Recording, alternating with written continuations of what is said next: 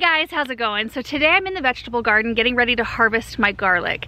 And I am about, I would say 10 days, maybe 14 days late in this process.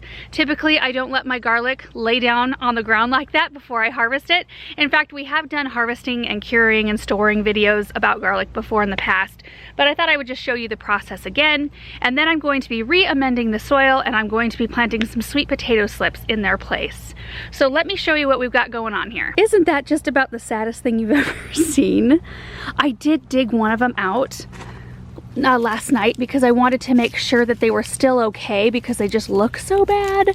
And we've had a ton of rain lately, which I think has contributed to the fact that they're all flopped over like this because there's still a lot of green left in the leaves. Like there's still some life left in these plants. Typically I like them to still be upright, like this one, like the lone garlic in there. And you wait until the tops, like the plant will tell you when it's ready to be harvested. The tops will start to dry, yellow up like this. And then you want to pay attention to the bottom of the stalk as well. Like on this one, you can see these two bottom leaves have dried up. You don't want a lot of that drying to happen because the state of these leaves correlates to the outer skin on your head of garlic. If you were to wait until the entire stalk dried out, that would mean that the papery skin that's covering the head of garlic would most likely be deteriorated as well. And if that deteriorates, the storage time of your garlic just dramatically reduces. You can't store it as long, so it's really important to keep an eye on your garlic. And had I been watching a little bit closer this year, I would have probably done this process a little bit earlier. It's typically right around the 4th of July though, and it's July 1st today. The high is 78. It's a beautiful day. So this is all Italian garlic right here. I've got 2 3x4 raised beds of it. I think I was able to plant like, I want to say 60 in each one of these beds. We'll see, I'll count them when we're all done. But the digging process is easy. I just use my favorite trowel right here. And then I start digging like, a couple inches away from the base of the stalk because I don't want to accidentally pierce the head. I just loosen that soil up. Oh, look at that. And pull it right out like that. Now, it's also a good idea, if you're thinking about it and you're getting ready to harvest, to cut water to your crop. At least like 2 or 3 days before you're ready to dig. And that way you won't deal with all of this excess moist soil sitting around the clove, or the head rather, like I do today. We've had a ton of water. I did turn the water off to these beds, so it hasn't been watering with drip, but this is all due to rainwater. And that's okay, we're gonna lay it out to dry, which I'll talk about that process in a minute. So let me dig all of this up, and then I'll show you what we've got going on.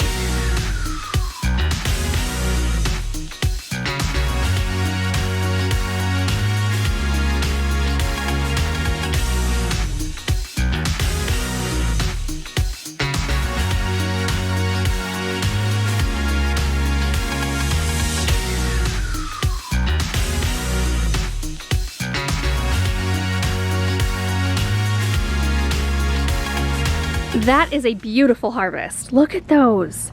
115 heads of softneck Italian garlic, most of which are in excellent shape, really good quality. You can see nice coloring. The skin is still intact all the way around the cloves. Some of these are huge, like these are pretty good size. Got a really big one right here. Nice size this year. It's different every year. And then we've got a lot of kind of normal size, medium size heads as well. But you will notice there are a few that look like this one right here.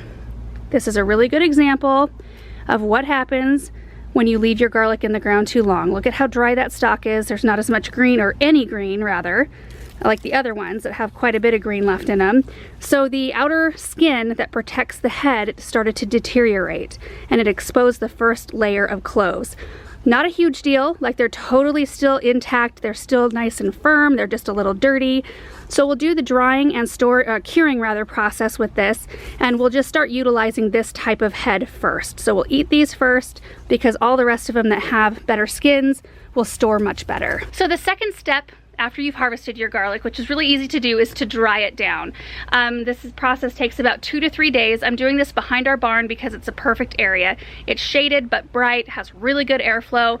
I lay the garlic out in a single layer so that all of the heads of garlic are exposed to air. And this way, this process dries up any moisture that's around these cloves. Because you notice my soil was really wet, so I've got some wet soil clinging to the heads, and that's not good to take any moisture into storage because they just won't store as long. So I brought out a pallet You see that right there? So that Aaron and I can lift this whole pallet in to the barn. The rest of it is on this cart that I can wheel into the barn once the drying process is over, and then we'll cure the garlic. So I can't really show you the curing garlic process in this video because I still have to dry this down, but it's very easy. So all we do in 2 or 3 days is lift this stuff, put it in the barn. So you want it in an area that's protected, that still has good ventilation, that's still fairly warm, but you want to put it in a spot that's not going to be in your way for a couple of weeks, because that's how long it takes to cure your garlic. And we leave the roots and the stalks intact for this whole process, because like this stalk right here is still, it's still got a lot of energy in it, and that head of garlic will still soak in some of the energy from the leaves and roots. So that's basically it for the curing process, is just lifting it from its drying location into where you want to cure it, and then in 2 weeks you clean the heads of garlic, which I will show you what they look like after you clean it. So this is what a head looks like pre-cleaned. It will be much more dried down after 2 weeks. Like, there won't be very much green, it'll probably be all brown. And what you'll do is you'll come in with a soft rag or a soft brush, and you'll gently brush any loose soil off of your head of garlic. You don't want to mess up the skin though, so be very gentle. That's why I'm not going to mess with this very much today. And then what you'll do is you'll take your pruners. I have my Falcos here, and I usually cut the stalk, unless you want to braid them. Soft neck garlic you can braid if you prefer to store it that way, and we have done a video on that. But I usually cut my stalks just a couple inches above the head, and then I cut the roots off clean, and then I put them in a well-ventilated basket. I have like some woven baskets that I store these in our basement. This is the head that I harvested what was that, last night? Anyway, it was fairly dry, so I wanted to clean it up a little bit just so you can see what it looks like, what to expect it to look like once you get it ready for storage after the curing process. I think garlic is one of the easiest things to grow ever. Like ever. I mean, we put it in the ground in the fall, so there's not a lot going on in the fall, so it seems like a super pleasant project to do because you're not thinking of 100 other projects you need to be doing. So it's like, I don't know, it's always a good day, garlic planting day. So end of September, beginning of October, I always put Biotone starter fertilizer in the soil. Last year I also put a layer of leaf mulch down, which I think did wonders to our soil. I have a ton of earthworms in there this year. And then I water it in, and I make sure if we have a really dry fall to give it water every once in a while, because you don't want it to dry out completely. Sometimes if it's a warm fall or a long fall, you'll see some green start to emerge from the soil, and that's totally normal. It'll be fine for the course of the winter, and then it'll maybe snow or whatever. Sometimes it does here, sometimes it doesn't. And it'll just cover over the top of the garlic, and then in the spring it'll just pick up and keep on growing. So what I usually do is give it 2 side dresses of Garden Tone during its growing season. So usually like in March I'll go sprinkle some Garden Tone right alongside the rows of garlic, and then I'll go in maybe like first part of May and do it one more time, because alliums like this, garlic and onions, they're very heavy feeders. They like a lot of food in order to form really good bulbs. And that's it. I mean, other than this harvesting, drying, curing process, which is really not a lot too. I mean, it's definitely like you have to keep in mind in 3 days I need to come and move these into the barn, but it's not a lot of activity for how much I get from planting the garlic. And you can plant a ton in a small amount of space. I mean, 115 heads in 2 3x4 beds. I think that's amazing. All right, so we're just gonna leave the garlic here. I'm gonna grab a couple of bags of the Land and Sea compost, and we're gonna head back to the garden, and we are gonna plant some sweet potato slips where the garlic was.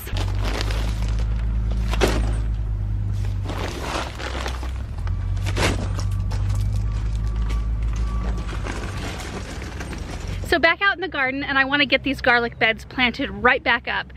Just because I'm so late getting these planted. Typically we want to plant sweet potatoes in May here in our area, and given the fact that it's July 1st means that I'm going to be pushing it a little bit. But this variety isn't as long of a maturity day as some of the other varieties. This right here, these are slips, sweet potato slips. They're an 80 to 95 day sweet potato. It's called Beauregard. It's one of the most popular sweet potato types because it's super high yielding and they're really disease resistant. So I think because we have such a long season, I'll be okay. So 80 to 95 days means I will be harvesting mid to late September, which we're still typically really warm at that point. So the first thing that I want to do before I plant my sweet potatoes is amend my soil. Because the alliums are such heavy feeders, they draw a lot of nutrients out of the soil and utilize it. So I'm going to be putting some nutrients back in. That's super important. So I'm going to add in 1 bag of Land and Sea compost per raised bed, and then I'll be incorporating some of our starter fertilizer as well. So I'm going to do that first.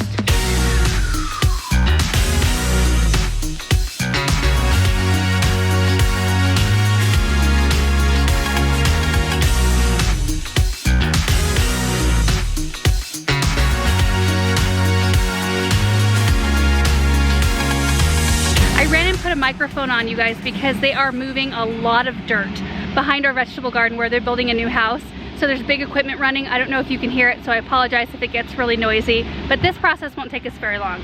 So sweet potatoes are grown by slip, which look like this right here. This looks really good, especially given the fact that I had it stored in a plastic bag for a month and a half in our greenhouse waiting to go in the ground. They usually, when they come in to the garden center, they're sometimes like half black and rotted looking, and they look like they're not gonna turn into anything, but you just put them in the ground and they usually take off. So you grow them by slips, little plants, rather than tubers like you do regular potatoes, and they vine out. So you wanna keep that in mind. It's okay that they'll vine out kind of all over the ground in this area of the garden because it's in the two corners that I don't walk around these very much. So it's okay for them to trail out and just kind of do their thing right here. I don't mind it at all. They like full sun. In fact, the more sun, the better. They like high daytime temperatures and high nighttime temperatures.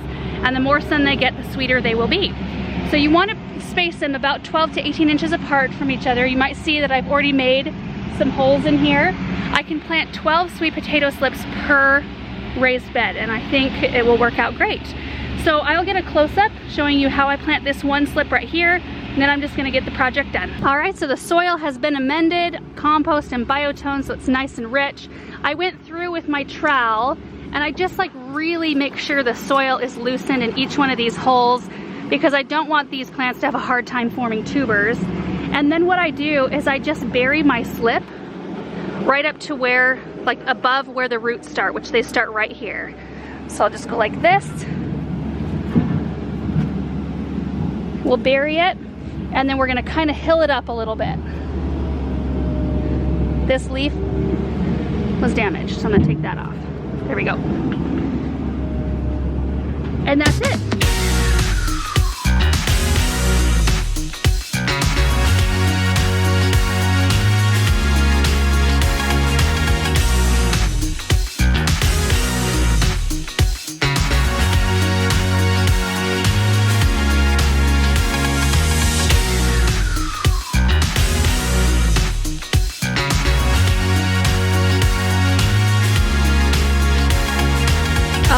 There's one bed planted. Doesn't look like much right now.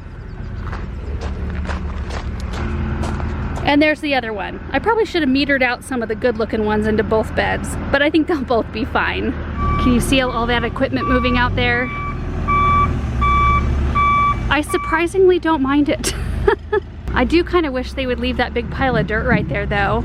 Kind of a nice berm. I would rather look at a big nice berm and plant it up than houses probably.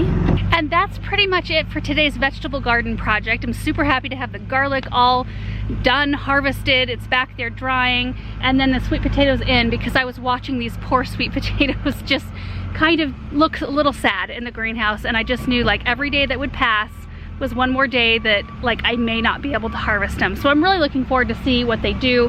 Now I did make sure to turn the water back on this bed. I had turned it off for the garlic a little while ago. And sweet potatoes do need consistent moisture. They don't want to sit in moisture, like they don't want to sit in water. They need well-draining soil. But I do notice that the vines tend to wilt fairly easily if they're not consistently watered. So I'm going to water them in with a hose today just to make sure all the soil is settled in really well around each one of those slips, and then I'll let the drip system do the rest. And at this point of the year, we do have our drip system in our vegetable garden running every single day. We have it running at 6 in the morning and it goes off for 45 minutes and everything looks amazing. I mean, look at this space. Look at these onions. Look at those. I mean, just absolutely amazing. That's one bed of potatoes right there. There's a sunflower that I didn't plant. We've got beets, we've got carrots, we've got Brussels sprouts. Look at those in there. Looking awesome. There's some Copenhagen Market cabbage, which are pretty much ready to roll. I think I'm gonna harvest and donate these because we've had a lot of cabbage already. This one's not forming up like the rest. See how small that is? So maybe we'll just leave that and see what happens. But look at how nice that head of cabbage is. This isn't one of my favorite vegetable garden plants just because of the way it looks, honestly. We've got Walla Walla onions. These have a little bit of time yet before we're ready to harvest those, but we will do a video about that probably. And then we've got more potatoes. which a harvest video is going to happen pretty quick on those as well. And then I've got peas, snow peas, that are done. I need to take those out. And I do have some pepper plants waiting in the greenhouse to go in that bed. And the strawberries this year, holy moly, these are Buried Treasure Red. So not only do they have beautiful red flowers, but look at this. Look at these berries. And I am not kidding when I say that we come out here every day and there's a harvest. Like there's a crop of berries every single day when we come out here. And not just little ones, but big ones too. And this is the second year for these. I do notice on my first year strawberries that the berries are a little bit smaller and the crop isn't quite as prolific. But on these second year berries, it's just amazing. They're doing awesome. And that's it, you guys. Thanks so much for watching this video. I hope it was helpful. I hope that your vegetable gardens are doing really well this year. I'm just certainly thankful. I think that the soil preparation has been key in our garden, starting with a good mix to start with, and then amending it, just amending it and amending it and amending it some more, adding in leaves. I'm going to do that again this fall because I think this year with the leaf compost we did in the fall and the additional land and sea compost that we've been using this year, I've never seen my garden look as good. I'm just really thrilled. And I know every year is different depending on the weather, so that could have something to do with it as well. It's been a lot cooler this year. We've had a lot more moisture. So I just think all of those things combined have just created a wonderful vegetable garden this year. So anyway, thank you guys so much for watching this video, and we will see you in the next one. Bye.